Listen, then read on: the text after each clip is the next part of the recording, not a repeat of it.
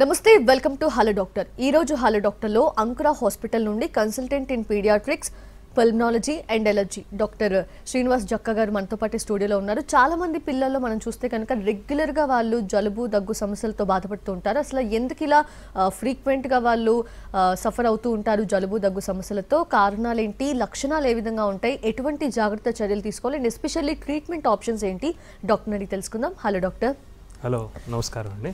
Yes doctor, అంటే చాలా మంది పిల్లల్లో ఇన్ఫ్యాక్ట్ నా ఫ్యామిలీస్లో కూడా నేను చూశాను కదా, ఎక్కువగా జలుబు దగ్గు సమస్యకి లోనవుతూ ఉంటారు, ఎక్కువ బాధపడుతూ ఉంటారు. ఎందుకు డాక్టర్ అంత ఫ్రీక్వెంట్గా? ఇప్పుడు పిల్లల్లో జలుబు దగ్గుల గురించి మాట్లాడుకుంటే ముఖ్యంగా రెండు రకాల కారణాలు ఉంటాయండి. ఒకటి ఇన్ఫెక్షన్స్, రెండు ఎలర్జీస్. ఇన్ఫెక్షన్స్ అంటే ఒకరి నుంచి ఒకరికి వచ్చే క్రిములు అనమాట. ఉదాహరణకి ఇప్పుడు ఇంట్లో కానీ స్కూల్లో కానీ వేరే పిల్లలు ఎవరికైనా జలుబు దగ్గులుండి వాళ్ళు దగ్గినా తుమ్మినా ఈ వైరసెస్ మొత్తం అట్మాస్ఫియర్లో అంతా స్ప్రెడ్ అయ్యి మిగతా పిల్లలకు కూడా సోకే అవకాశం ఉంటుంది. ఉదాహరణకి మన కోవిడ్ రీసెంట్గా వచ్చింది, అదొక వైరల్ ఇన్ఫెక్షన్. అట్లాగే కోవిడే కాకుండా ఇన్ఫ్లుయెన్జా వైరస్ ఇన్ఫెక్షన్ అని, రైనో వైరస్ అని, ఎడినో వైరస్ అని, ఇట్లాంటి వైరసెస్ ఎన్నో ఉంటాయి. ఇవి కామన్ కాజెస్. ఈ ఇన్ఫెక్షన్స్ కాకుండా రెండో మేజర్ కారణం జలుబు దగ్గులకి అది ఎలర్జీస్. సో ఓవరాల్గా చూసుకుంటే ఇన్ఫెక్షన్స్ ఒక కేటగిరీ అయితే ఎలర్జీస్ రెండో కేటగిరీ. ఈ రెండు కూడా జలుబు దగ్గులకి ముఖ్య కారణాలు. ఓకే, అంటే మనం ఎలర్జీ వల్ల వచ్చిన జలుబు దగ్గు లేదంటే ఇన్ఫెక్షన్ వల్ల వచ్చిన జలుబు దగ్గు అని ఎలా డయాగ్నోస్ చేసుకోవాలి డాక్టర్? ఇది చాలా ఇంపార్టెంట్ క్వశ్చన్ అండి. చాలామంది పేరెంట్స్ అడుగుతూ ఉంటారు ఈ క్వశ్చన్ని. సాధారణంగా ఇన్ఫెక్షన్ విషయానికి వస్తే చుట్టుపక్కల వేరే వాళ్ళు ఎవరికైనా జలుబు దగ్గు ఉండే అవకాశం ఉంటుంది. అట్లాగే ఫీవర్, ఒకవేళ ఫీవర్ ఉంటే అది ఇన్ఫెక్షన్, ఎలర్జీ కాదు. It's very clear. నెక్స్ట్, సాధారణంగా ఇన్ఫెక్షన్ వల్ల వచ్చే జలుబు దగ్గు జనరల్గా ఒక 1 వీక్లో తగ్గిపోతుంది. కొంతమందిలో 2 to 3 వీక్స్ కూడా ఉండొచ్చు. బట్ ఎలర్జీ విషయానికి వస్తే ఫీవర్ ఉండదు. ముక్కుకి సంబంధించిన ఎలర్జీ వస్తే తుమ్ములు, పర్టికులర్లీ పొద్దున్నే లేవగానే విపరీతమైన తుమ్ములు, అట్లాగే కళ్ళు ముక్కు రబ్ చేసుకుంటూ ఉండడం, దురదలు, అట్లాగే ఊపిరితిత్తులకు వచ్చే ఎలర్జీని ఆస్తమా అంటారు. ఆస్తమా, జలుబు దగ్గు ఆయాసం, ఇట్లాంటి సిమ్టమ్స్ ఉంటాయి. ఇట్లాంటి సిమ్టమ్స్ ఉంటే మనం ఎలర్జీ అనుకోవాలి. అట్లాగే పిల్లల్లో వేరే ఎలర్జీస్, స్కిన్కి సంబంధించిన ఎలర్జీ కానీ, ఫుడ్ ఎలర్జీ కానీ, అట్లాగే ఫ్యామిలీ మెంబర్స్లో ఎవరో ఒకరికి ఎలర్జీ ఉన్నా కూడా అది ఎలర్జీ డయాగ్నోసిస్ని సపోర్ట్ చేస్తుంది. ఓకే, అంటే ఇప్పుడు ఈ ఎలర్జీ వల్ల వచ్చే జలుబు దగ్గుని అట్లానే మనం మెడిసిన్స్ తీసుకోకుండా, ట్రీట్మెంట్ తీసుకోకుండా వదిలేస్తే ఏమైనా ప్రమాదాలు గురయ్యే అవకాశం ఉంటుందా? ఉందండి. ఇప్పుడు ఫర్ ఎగ్జాంపుల్, ఇప్పుడు ఈ ఎలర్జీ వల్ల వచ్చే జలుబుని కనుక మనం ట్రీట్ చేయకపోతే దానివల్ల ముక్కులో ఈ టర్బినేట్స్ అని ఉంటాయి, అవి వాచిపోవచ్చు. అట్లాగే గొంతులో ఎడినాయిడ్స్, టాన్సిల్స్ అవి కూడా వాచిపోవచ్చు. అట్లాగే ఇన్ఫెక్షన్ వల్ల కూడా ఇవి వాచిపోయే అవకాశం ఉంటుంది. దానివల్ల శ్వాస తీసుకునేటప్పుడు బ్లాక్ రావడం, నైట్ టైం నోటితో గాలి తీసుకోవడం, అట్లాగే గురక పెట్టడం, అట్లాగే అబ్స్ట్రక్టివ్ స్లీప్ యాప్నియా అనే సిమ్టమ్స్ రావడం, ఇవన్నీ కూడా జరుగుతూ ఉండొచ్చు. అట్లాగే ఊపిరితిత్తులకు వచ్చే ఎలర్జీ లేదా ఆస్తమా సరిగ్గా ట్రీట్ చేయకపోతే తరచుగా పిల్లలకి దగ్గు ఆయాసం రావడం, లేదా పిల్లలు మాటికి ఆస్తమా అటాక్స్ వచ్చి స్కూల్ అది మిస్ అవ్వడం, ఎక్కువసేపు ఆడుకోలేకపోవడం, ఇట్లాంటి ప్రాబ్లమ్స్ ఉండే అవకాశం ఉంటుంది.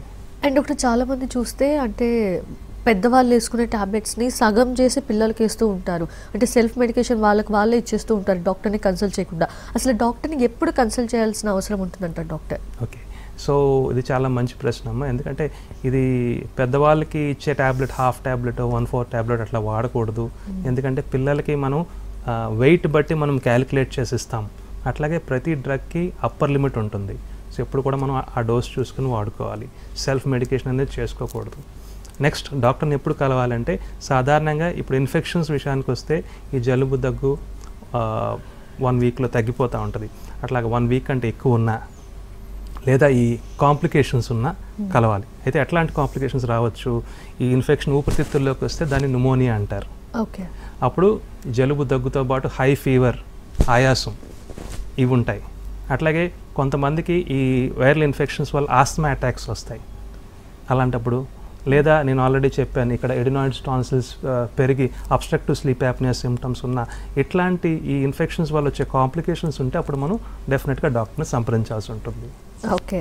And doctor obstructive sleep apnoea వస్తుంది అనే ప్రమాదం కూడా వస్తుంది అన్నారు కాబట్టి సో అసలు అది వచ్చిందని ఎలా తెలుస్తుంది, ఎలా డయాగ్నోస్ చేసుకుంటారు, లక్షణాలు ఎలా ఉంటాయి? ఇది అబ్స్ట్రక్టివ్ స్లీప్ యాప్నియా సిమ్టమ్స్ అందరూ తెలుసుకోవాలి, ఎందుకంటే చాలామంది ఇది గుర్తించరు. అబ్స్ట్రక్టివ్ స్లీప్ యాప్నియా ఏంటంటే మనం ఇట్లా శ్వాస తీసుకుంటే ముక్కు ద్వారా ఇట్లా గొంతులోంచి గాలి ఊపిరితిత్తుల్లోకి చేరుతుంది. ఫ్రీక్వెంట్ ఇన్ఫెక్షన్స్ కానీ ఎలర్జీస్ కానీ ఉన్న పిల్లల్లో గొంతులో ఎడినాయిడ్స్ మరియు టాన్సిల్స్ వాచిపోయే అవకాశం ఉంటుంది. ఆ స్వెల్లింగ్ రావడం వల్ల ఈ ఎయిర్వే గాలి కొట్టడంలో బ్లాక్ అయిపోతుంది. బ్లాక్ అయిపోవడం వల్ల నోటితో గాలి తీసుకోవడమే కాకుండా గురక పెడతా ఉంటారు పిల్లలు. ఒక్కొక్కసారి పెద్దవాళ్ళు అంత గురక కూడా పెడతా ఉంటారు. చాలామంది గురక పెడతా ఉంటే బాగా మత్తు నిద్ర అనుకుంటారు. సో అది కరెక్ట్ కాదు. ఆ గురక ఒక్కొక్కసారి ఈ సివియారిటీ బాగా పెరిగిపోయి అబ్స్ట్రక్షన్ బాగా ఎక్కువైపోతే గురక ఎక్కువైపోయి సడన్గా ఊపిరి ఆగిపోవడం కూడా జరుగుతూ ఉంటుంది. అది కొన్ని సెకండ్స్ మాత్రమే ఉంటుంది. సో మనం జాగ్రత్తగా అబ్జర్వ్ చేస్తే కానీ తెలియకపోవచ్చు. కొంతమంది ఆ ఊపిరి ఆగిపోయినప్పుడు సడన్గా లేచిపోతూ ఉండొచ్చు పిల్లలు. ఆర్ డిస్టర్బ్డ్ స్లీప్ ఉన్నా ఎప్పుడైతే ఎయిర్వే బ్లాక్ అవుతుందో దాన్ని ఓపెన్ చేయడానికి అబ్నార్మల్ పోస్చర్ అంటే తల ఇలా పెట్టుకుని పడుకోవడం, నోట్లోంచి నొరగలు రావడం, మాటికి నిద్రలో లేచిపోవడం లేదా దొర్లుతూ ఉండడం, అట్లాగే నైట్ టైం నిద్ర సరిగ్గా పట్టకపోవడం వల్ల పొద్దున్నే లేవగానే మత్తుగా ఉండడం, చికాగ్గా మత్తుగా ఉండడం, లేపిన వెంటనే లేవకపోవడం. అట్లాగే మనం సాధారణంగా మనం నిద్ర సరిపోకపోతే డే టైం ఎట్లా ఉంటాం, మనం మత్తుగా ఉంటాం. కానీ పిల్లల్లో ఆపోజిట్ జరుగుతూ ఉంటుంది. నిద్ర సరిగ్గా లేని పిల్లలు హైపర్ యాక్టివ్గా ఉండొచ్చు. ఆ హైపర్ యాక్టివ్గా ఉండడం, బిహేవియర్ ప్రాబ్లమ్స్ సరిగ్గా ఉండకపోవడం, బిహేవియర్ సరిగ్గా ఉండకపోవడం, లెర్నింగ్ కాన్సన్ట్రేషన్లో ప్రాబ్లమ్స్ ఉండడం, ఇవన్నీ ఉంటే డెఫినెట్గా మీ డాక్టర్ని సంప్రదించాలి. ఇవన్నీ కూడా obstructive sleep apnoea symptoms. Okay. And doctor అంటే ఇప్పుడు ఇన్ఫెక్షియస్ కోల్డ్ కఫ్ అయితే మనకి కొన్ని సీజన్స్లో వచ్చింది సో తగ్గిపోతుంది అనుకోవచ్చు. సో అలర్జీకి సంబంధించింది సీజనల్గా వస్తుందంటారు డాక్టర్, కంటిన్యూస్గా ఇయర్లో ఎప్పుడైనా ఉంటుందా? అది ఎలర్జీ బట్టి ఉంటుందమ్మా. కొన్ని పెరీనియల్ అలర్జన్స్ అంటారు. ఉదాహరణ హౌస్ డస్ట్ మైట్స్ అనేవి సంవత్సరం అంతా ఉంటాయి. సో వీళ్ళందరికీ ఇయర్ అంతా ఉంటాయి సిమ్టమ్స్ ఆ ఎలర్జీ ఉన్న వాళ్ళకి. కొన్ని సీజనల్ ఎలర్జీస్ ఉంటాయి. ఫర్ ఎగ్జాంపుల్ పోలెన్, మన పుప్పొళ్ళు అంటారు చూసారా, ఆ పోలెన్ అనేది సీజన్ బట్టి ఉంటుంది. కొన్ని స్ప్రింగ్లో ఉంటాయి పోలెన్, కొన్ని సమ్మర్లో ఉంటాయి.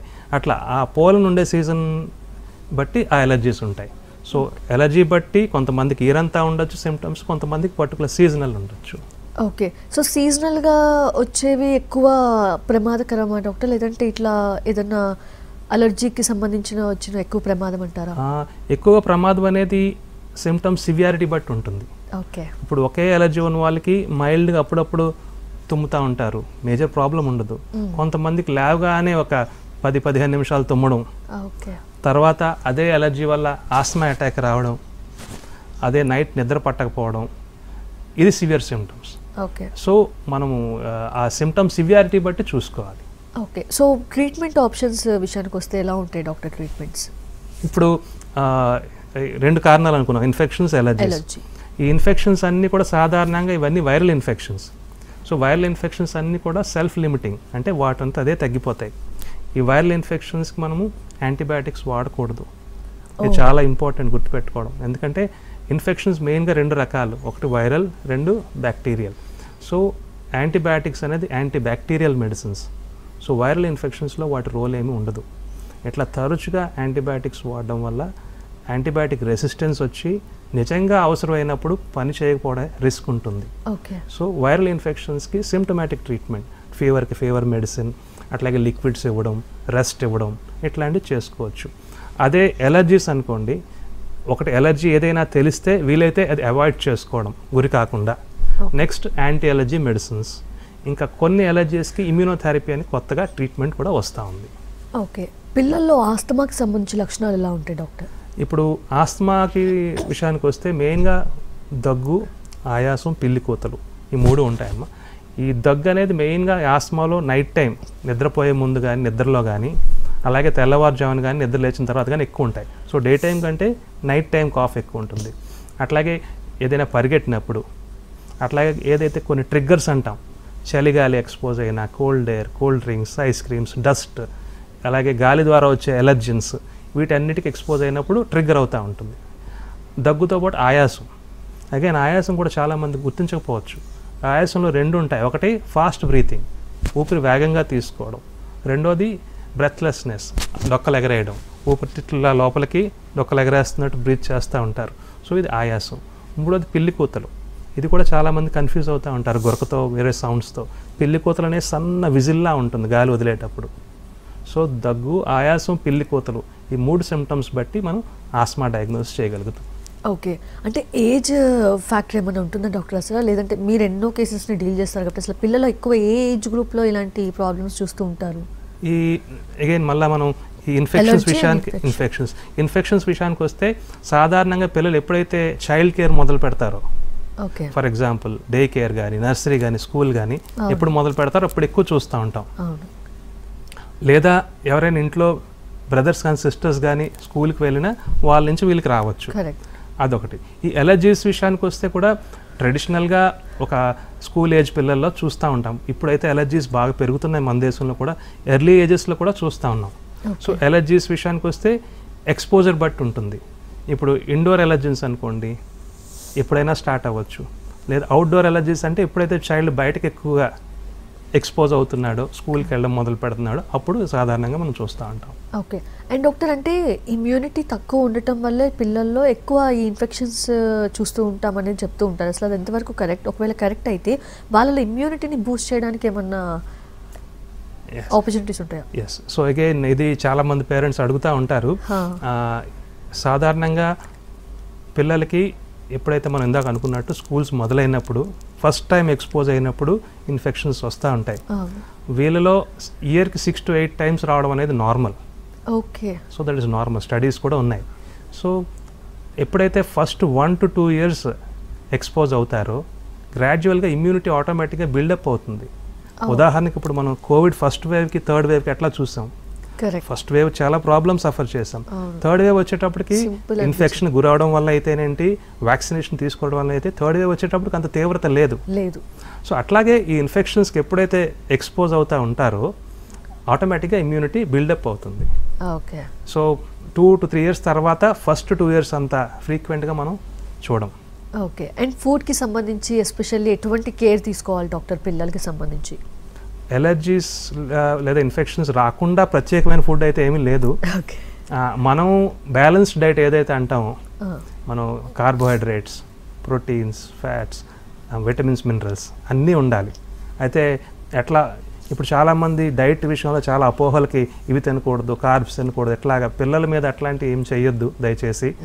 అన్ని బ్యాలెన్స్డ్ ఫుడ్ పెట్టండి. కార్బోహైడ్రేట్స్ అంటే మనము రైస్, వీట్, ప్రోటీన్స్ మనకి మిల్క్, ఎగ్స్, ఫ్యాట్ పప్పుల్లో ఉంటాయి.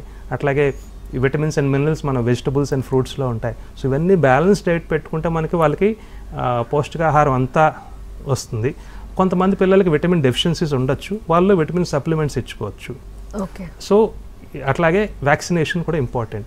సో పౌష్టికాహారం, balance diet, junk food avoid చేయడం, అట్లాగే వ్యాక్సినేషన్స్ అప్ టు డేట్ ఉండడం వల్ల చాలా వరకు మనం తగ్గించగలుగుతాం. ఓకే. అండ్ డాక్టర్, చాలామంది ఇట్లా బాగా జలుబు ఉంది, కారుతుంది అన్నా కూడా నోస్టల్కి సంబంధించిన స్ప్రేస్ ఏవో ఉంటాయి కదా, ఇట్లా ముక్కులో నుంచి పిండుతారు. సో అలాంటి యూజ్ చేయడం ఎంతవరకు మంచిది అంటారు పిల్లలకి? ఈ ముక్కులో పిండే స్ప్రేస్ 2 రకాలు ఉంటాయి. ఒకటి షార్ట్ టర్మ్, అంటే బాగా ఇన్ఫెక్షన్స్ అయి వచ్చినప్పుడు ముక్కు అది బ్లాక్ అయిపోయి ఊపిరాడని పరిస్థితిలో ఉంటే డీకంజెషన్స్ అంటారు. ఆ డీకంజెషన్స్ వేస్తే కొంచెం ఓపెన్ అవుతాయి ముక్కులు. ఇవి 5 days కంటే ఎక్కువ వాడకూడదు. ఈ డీకంజెషన్స్ ప్రొలాంగ్డ్గా వాడితే ఏమవుతుందంటే కౌంటర్ ప్రొడక్టివ్ అంటాం. అంటే అవి మళ్ళీ వాచిపోతాయి, ఇంకా తగ్గినట్టు తగ్గి మళ్ళీ వాచిపోతాయి ముక్కు లోపల. అలా కాకుండా కొంతమంది ఎలర్జీస్ ఉంటాయి. ఎలర్జీస్ ఉండేటప్పుడు వాళ్ళకి ఈ ఎడినాయిడ్స్ కానీ ఇవి కానీ వాచిపోయినప్పుడు నాజల్ స్ప్రేస్ ఇస్తారు డాక్టర్స్. ఇవి డాక్టర్ పర్యవేక్షణలో మాత్రమే వాడేవి. ఇవి వాడడం వల్ల ఏంటంటే ఈ ఎడినాయిడ్స్ టాన్సిల్స్ సైజ్ తగ్గి ఈ అబ్స్ట్రక్టివ్ స్లీప్ యాప్నియా సిమ్టమ్స్ కూడా తగ్గే అవకాశం ఉంటుంది. ఓకే. సో డాక్టర్ని కన్సల్ట్ చేసిన తర్వాత ప్రిస్క్రిప్షన్ ఉంటే అప్పుడు మాత్రమే వాడాలి. ఓకే. సో అంటే డాక్టర్, ఇవి కొంతమంది పిల్లలకి వాళ్ళ ఇంటర్నల్గా వాళ్ళకున్న కొన్ని ప్రాబ్లమ్స్ వల్ల పలానా యూజ్ చేయకూడదు అని అలా ఏమైనా ఉంటుందా డాక్టర్, ఈ జలుబు దగ్గుకు సంబంధించిన మెడిసిన్ విషయంలో? ఇప్పుడు ఈ మెడిసిన్స్ చాలామంది మనం ఈ కోల్డ్ అండ్ కాఫ్ సిరప్స్ వాడుతూ ఉంటాయి. ఎక్కువ సిరప్స్. ఇప్పుడు ఏంటంటే ఈ కోల్డ్ అండ్ కాఫ్ సిరప్స్ వల్ల చాలామంది సిరప్ 2-3 days వాడేనైనా జలుబు దగ్గు తగ్గలేదంటూ ఉంటారు. ఈ సిరప్స్ అనేవి టెంపరీ రిలీఫ్కి మాత్రమే. ఓకే. సో ఎప్పుడు వాడాలి? ప్రతిసారి జలుబు దగ్గు ఉన్నంత మాత్రం వాడాల్సిన అవసరం లేదు. ఈ కోల్డ్ కాఫ్ వల్ల శ్వాస తీసుకోవడానికి ఇబ్బంది ఉన్నా, లేకపోతే నిద్రపోవడానికి ఇబ్బంది ఉన్నా ఇట్లా ఉన్నప్పుడు మాత్రమే టెంపరీగా వాడాల్సింది. మరి ఎక్కువగా వాడినా పిల్లలకి మగత వచ్చి డల్ అయిపోయే అవకాశం ఉంటుంది. కొన్ని మెడిసిన్స్ వల్ల హార్ట్ రేట్ పెరగడం, వామిటింగ్స్ అవ్వడం కూడా అయ్యే అవకాశం ఉంటుంది.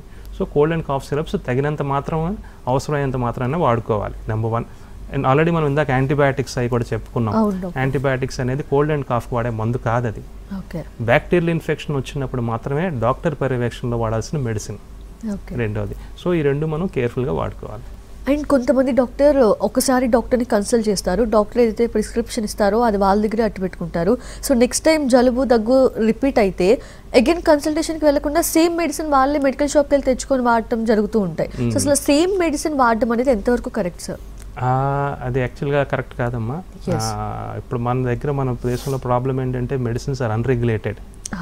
సో మెడికల్ షాప్కి వెళ్ళి మందులు వాడచ్చు, లేకపోతే ఫోన్లో తెలిసిన డాక్టర్ ఫోన్ చేసి తీస్తూ ఉంటారు మెడిసిన్స్, లేకపోతే తెలిసిన ఫ్రెండ్ పక్కింటో ఏదో చెప్తారు మా పిల్లలకి ఇది వాడారని. సో గూగుల్ చేస్తూ ఉంటారు. సో విదేశాల్లో ఎక్కడ కూడా మీరు పారాసెటమాల్ ఇలాంటి మందులు తప్పితే మిగతా వితౌట్ ప్రిస్క్రిప్షన్ మీకు దొరకదు అసలు. So unfortunately medicine is very unregulated with us. So ఇట్లా వాడకూడదు దయచేసి. చాలా కొంతమంది పిల్లలు ఇలా వాటి వల్ల ఓవర్ డోస్ వల్ల, సైడ్ ఎఫెక్ట్స్ వల్ల కూడా మా దగ్గరికి వస్తూ ఉంటారు. సో దయచేసి పేరెంట్స్ చెప్పేది ఏంటంటే ఎప్పుడైనా మీరు మెడిసిన్స్ మీరు డాక్టర్ పీడియాట్రిషియన్ ప్రిస్క్రైబ్ చేసి వాళ్ళ పర్యవేక్షణలో కూడా వాడితే ఎప్పుడైనా మంచిది. ఓకే, ఇప్పుడు మనం సైడ్ ఎఫెక్ట్స్ గురించి డిస్కస్ చేసాం, అంటే మెన్షన్ చేశారు కదా డాక్టర్.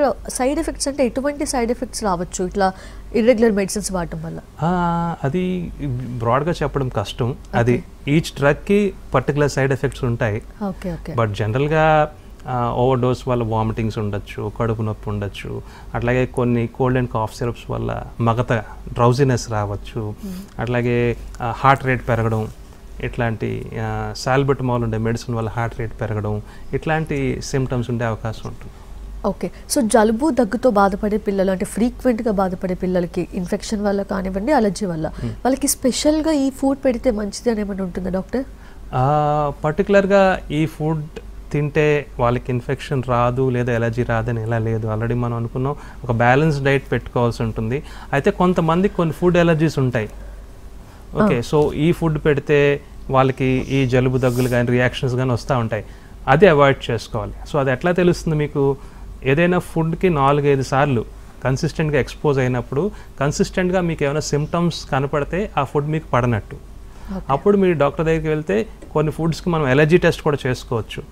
ఎలర్జీ టెస్ట్ చేసుకొని ఆ ఫుడ్ మనకి పడుతుందో లేదో మనం కన్ఫర్మ్ చేసుకోవచ్చు. ఓకే, అండ్ డాక్టర్ పిల్లల్లో కొంతమంది దగ్గుతూ ఉంటే హెవీగా దగ్గుతూ ఉంటారు, ఇక్కడ నుంచి కూడా ఛాతి నుంచి, అండ్ అలాంటప్పుడు కొంచెం కలర్ డిస్పారిటీ కనిపిస్తూ ఉంటుంది వాళ్ళు ఆ ప్లమ్లో కూడా. సో అది దేని వల్ల అయి ఉండొచ్చు డాక్టర్? సో సాధారణంగా దగ్గినప్పుడు వచ్చే కఫం క్లియర్గా ఉంటుంది. ఒక్కొక్కసారి అది క్లియర్గా లేకుండా గ్రీన్గా ఉందనుకోండి, అది బ్యాక్టీరియల్ ఇన్ఫెక్షన్ ఉన్నట్టు. ఓకే, అప్పుడు డాక్టర్ని సంప్రదిస్తే యాంటీబయాటిక్స్ ఇచ్చే అవకాశం ఉంటుంది. అట్లాగే ఒక్కొక్కసారి దగ్గినప్పుడు బ్లడ్ స్ట్రీక్స్ కూడా పడవచ్చు. ఆ బ్లడ్ స్ట్రీక్స్ రక్తజీరలా పడినప్పుడు అది ఫోర్స్ఫుల్ కాఫ్ వల్ల రావచ్చు. అట్లా అంటే బాగా గట్టిగా దగ్గడం వల్ల ఒక్కొక్కసారి రావచ్చు. అలాగే కాకుండా ఒక్కొక్కసారి ఊపిరితిత్తుల్లో ఇన్ఫెక్షన్ ఉన్నా కూడా న్యూమోనియా అంటాము, ఆ న్యూమోనియా లేదా ఇన్ఫెక్షన్ ఉన్నా కూడా బ్లడ్ పడవచ్చు. అట్లాగే ఒక్కొక్కసారి టీబీ లాంటి ఊపిరితిత్తుల్లో టీబీ వ్యాధి ఉన్నా కూడా రక్తం పడవచ్చు. సో ఎప్పుడైనా కఫంలో కనుక బ్లడ్ పడితే వెంటనే డాక్టర్ని సంప్రదించి ఇన్వెస్టిగేట్ టెస్ట్ చేయించుకుంటే మంచిది. ఓకే, అండ్ డాక్టర్ ఈ అలర్జీకి సంబంధించిన ఈ జలుబు దగ్గుతో బాధపడే వాళ్ళకి వాళ్ళ ఫ్యామిలీ హిస్టరీలో అలాంటి అలర్జీస్ ఉంటే అవి ఇన్హెరిట్ అవుతాయి అంటారా? డెఫినెట్గా ఇన్హెరిట్ అవుతాయమ్మా. ఇప్పుడు ఫస్ట్ డిగ్రీ రిలేటివ్స్ అంటాం కదా, సో ఇప్పుడు వాళ్ళ అలాగే ఇప్పుడు పేరెంట్స్కి ఏమైనా జలుబు దగ్గులున్నా లేదా వాళ్ళ బ్రదర్స్ సిస్టర్స్కి ఎవరికైనా దగ్గులున్నా వాళ్ళకి మిగతా పాపులేషన్ కంటే డెఫినెట్గా ఈ ఎలర్జీస్ ఎక్కువ ఉండే అవకాశం ఉంటుంది. ఓకే, సో అలాంటప్పుడు ఫ్యామిలీ హిస్టరీలో ఉంది అన్నప్పుడు రాకుండా ముందే ఏమన్నా జాగ్రత్తలు తీసుకోవడానికి అవకాశం ఉంటుందా? ఇప్పుడు ఫర్ ఎగ్జాంపుల్ కంప్లీట్గా రాకుండా అయితే అవాయిడ్ చేయడం అయితే చేయలేము. ఇప్పుడు ఫర్ ఎగ్జాంపుల్ ఇప్పుడు ఒక ముక్కుకు సంబంధించిన ఎలర్జీ ఉందనుకోండి, అది సివియర్గా ఉంది, దానికి మనం ఎలర్జీ ఐడెంటిఫై చేయడం వల్ల దానికి ఇమ్యూనోథెరపీ అని కొత్త ట్రీట్మెంట్ వస్తుంది. సో ఏదైతే ఎలర్జీ ఉందో ఆ ఎలర్జీని లో డోస్లో మనము కొన్ని నెలల తరబడి ఇస్తాం చైల్డ్కి. ఓకే, ఆ లో డోస్ ఇమ్యూనోథెరపీ ఇవ్వడం వల్ల అదర్ ఎలర్జీస్, ఉదాహరణకి ఎలర్జిక్ రైనైటిస్ ఆస్తమాలోకి వెళ్లకుండా ఉండే అవకాశం ఉందని కొన్ని స్టడీస్ చెప్తున్నాయి. Okay. So that is only thing which can change the disease course. Okay. Okay. And doctor, ఇప్పుడు ఈ జలుబు దగ్గుతో అలర్జీ వల్ల బాధపడే పిల్లల్లో అంటే ఎంత వరకు కూడా వాళ్ళు ట్రీట్మెంట్ తీసుకుంటూ ఉండాలంటారు? అంటే depends on patient, again child condition బట్టి ఉంటుందా, ఎలా ఉంటుంది డాక్టర్? సో ఇప్పుడు మీరు ఇందాక అడిగినట్టు సీజనల్ వర్సెస్ ఈ పెరినియల్ అలర్జీస్, అంటే సీజనల్ సిమ్టమ్స్ ఉన్న వాళ్ళకి ఆ సీజన్లో తీసుకుంటే సరిపోతుంది. కొంతమందికి ఇయర్ పొడుగునా ఉన్న వాళ్ళకి ఇయర్ అంతా కూడా ట్రీట్మెంట్ తీసుకోవాల్సి ఉంటుంది. ఓకే. అంటే ఫాలోఅప్స్ ఎలా ఉంటుంది డాక్టర్? ఎవ్రీ మంత్ ఉంటుందా, ఎవ్రీ వీక్ ఉంటుందా? అగైన్ సివియారిటీ బట్టి ఉంటుంది. టిపికల్గా నేను ఎవ్రీ 3 months చూస్తూ ఉంటాను ఈ పేషెంట్స్ని. ఆ కొంతమందికి ఫ్రీక్వెంట్గా వస్తే కొంచెం ఎర్లీగా రమ్మంటాం, బట్ వన్స్ ఎవ్రీ 3 months వచ్చి ఫాలోఅప్ చూసుకుంటే వాళ్ళ సిమ్టమ్స్ బట్టి మెడిసిన్స్ పెంచాలా, తగ్గించాలా, లేదా ఫర్దర్ ఇన్వెస్టిగేషన్స్ చేయాలా లేదా అనేది మనం తెలుసుకునే అవకాశం ఉంటుంది. ఓకే. అసలు ఇన్వెస్టిగేషన్స్ అంటే ఏమేమి ఇన్వెస్టిగేషన్స్ చేస్తారు డాక్టర్? ఇప్పుడు ఎలర్జీ విషయానికి వస్తే ఎలర్జీ టెస్ట్స్ ఉంటాయి.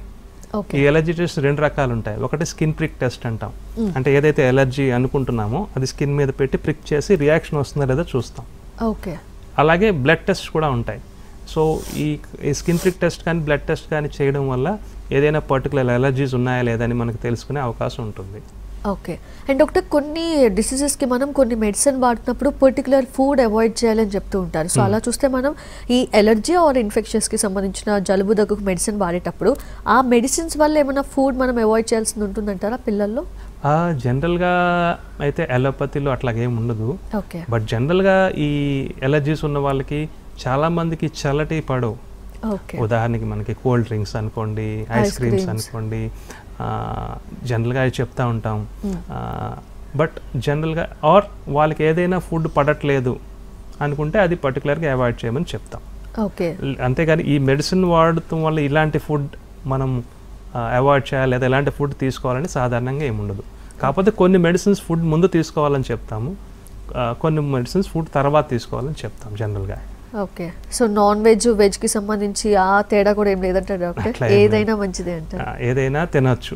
ఓకే. సో మెడిసిన్ తీసుకునేటప్పుడు పిల్లలకి సంబంధించి కాంట్రిబ్యూషన్ ఎలా ఉండాలి? వాళ్ళ పేరెంట్స్ సైడ్ నుంచి కాంట్రిబ్యూషన్ ఎలా కేర్ చేయాలంటారు? ఓకే. సో ఇప్పుడు చాలా ఎట్లా ఉంటుందంటే ఈ క్రానిక్ డిసీజ్ అంటాం, అంటే దీర్ఘకాలిక వ్యాధులు. ఈ దీర్ఘకాలిక వ్యాధులులో చూస్తూ ఉండేవి ఏంటంటే కొన్ని రోజుల తర్వాత ఫెమిలియారిటీ వచ్చేసి కొంచెం నెగ్లెక్ట్ చేయడం జరుగుతూ ఉంటుంది ఇప్పుడు తీసుకోవడంలో. ఫర్ ఎగ్జాంపుల్ ఇప్పుడు 3 నెలలు రాసామనుకోండి మందులు, చాలామంది ఈవెన్ మేము యాజ్ డాక్టర్స్ కూడా ఎవ్రీడే తీసుకోవడం మర్చిపోతూ ఉంటాం ఒక్కొక్కసారి. పర్టికులర్లీ చిన్నపిల్లలు ఎలాగ మనకు తెలుసు, టీనేజర్స్లో కూడా ఈ రకమైన నెగ్లిజెన్స్ చూస్తూ ఉంటాం. సో ఈ క్రానిక్ డిసీజ్ ఉన్నప్పుడు వీలైనంత వరకు పేరెంట్స్ సూపర్వైజ్ చేస్తూ ఉండాలి పిల్లల్ని. వీళ్ళు మెడిసిన్స్ తీసుకుంటున్నారా లేదా ఇట్లా సూపర్వైజ్ చేసుకుంటూ ఉండాలి. అలాగే సిమ్టమ్స్ని సూపర్వైజ్ చేసుకుంటూ ఉండాలి. సో ఈ రెండిటిని మనం సూపర్వైజ్ చేసుకుంటే నెక్స్ట్ టైం మన క్లినిక్ వచ్చినప్పుడు మన మెడిసిన్స్ని ట్రీట్మెంట్ పెంచాలా తగ్గించాలా అనేది మనకి తెలుస్తూ ఉంటుంది. ఓకే. అండ్ డాక్టర్, ఇంతకుముందు మీరు సప్లిమెంట్స్ కూడా వైటమిన్స్ డెఫిషియన్సీస్ ఉంటే వాటికి సంబంధించిన సప్లిమెంట్స్ తీసుకోవచ్చు అన్నారు కదా, అంటే సో ఎవరైనా సరే ఆ సప్లిమెంట్స్ వాడచ్చు అంటారా? ఏ ఏజ్ నుంచి సప్లిమెంట్స్ వాడచ్చు అంటారు? ఇప్పుడు సప్లిమెంట్స్లో డిఫరెంట్ టైప్స్ ఉంటాయమ్మా. ఒకటి విటమిన్స్, మినరల్స్ ఎలా ఉంటాయి. విటమిన్స్ విషయానికి వస్తే ఇప్పుడు కేవలం వెజిటేరియన్ తీసుకున్న వాళ్ళకి కొన్ని డెఫిషియన్సీ ఉండొచ్చు. అట్లాగే చాలామంది మనం ఇండియన్స్కి విటమిన్ డి డెఫిషియన్సీ ఉంటుంది, అది తీసుకోవచ్చు. అట్లాగే చాలామంది మన పాపులేషన్లో ఐరన్ డెఫిషియన్సీ ఉంటుంది, ఐరన్ డెఫిషియన్సీ తీసుకోవచ్చు. సో అట్లాగే కేవలం తల్లిపాలు తీసుకునే పిల్లలకి కొంచెం విటమిన్ డి. సో సిచ్యువేషన్ బట్టి, పేషెంట్ బట్టి, వాళ్ళు ఉండే కండిషన్ బట్టి మనం సప్లిమెంట్స్ తీసుకుంటాం.